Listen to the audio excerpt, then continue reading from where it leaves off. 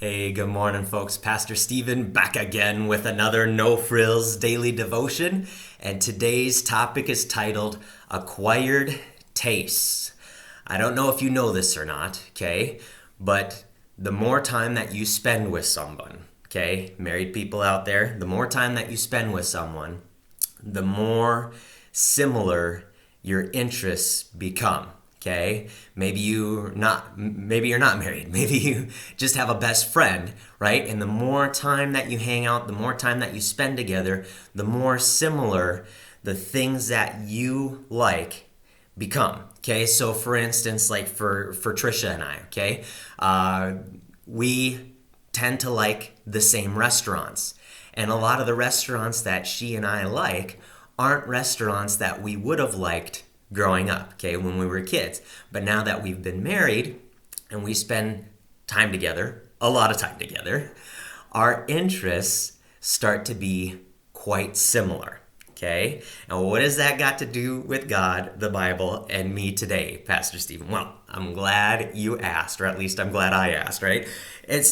I started to uncover something a little bit yesterday that I wanna poke at a little bit, and it's this idea that sometimes we get it in our mind in Christianity that we can somehow leverage, okay, our will against God's will. Okay, where think about it like this: we approach God kind of with this mob boss mentality. Okay, where I do God a favor, right? I do God a favor because I pray before I eat, or I go to church on Sundays or Saturdays or whenever you go to church, okay, I do the things, okay, so I do those for God, so then He should do things for me, right? I serve God, so then He should serve me. Okay? And the Bible would argue that God doesn't serve you. Does He act on our behalf? Yes. Okay? The scriptures are clear in that. Yes, God works on our behalf. Okay?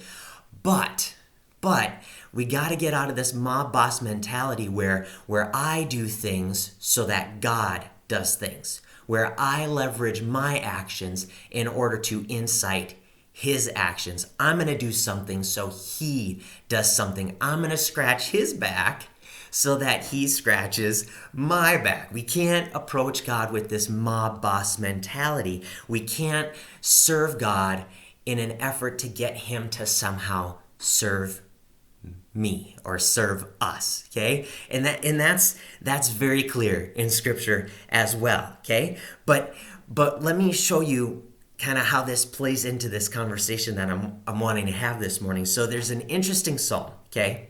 It's Psalm 37, chapter 4. In fact, Trisha and I had this verse as one of the verses for our wedding day, okay? And so it says this, David is writing, he says this, he says, "Delight yourself in the Lord, and He will give you the desires of your heart." Delight yourself in the Lord, and He will give you the desires of your heart.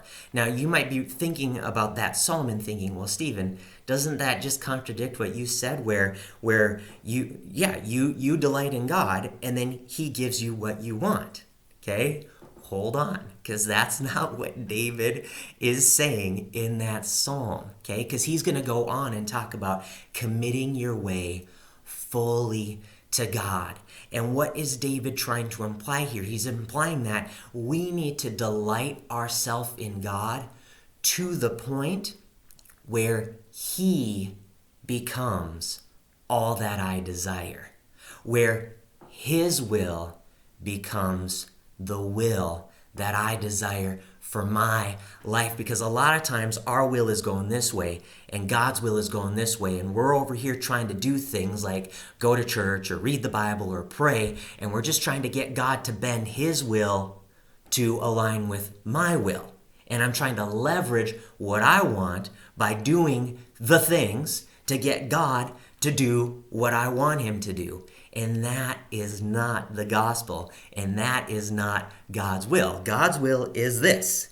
And what David is writing and what Scripture is implying here is that we need to delight ourselves in God to the point where our will gets going on the right track towards God and towards the will, the good will that He has for my life. Hey, you guys, have an awesome, awesome day. Be blessed.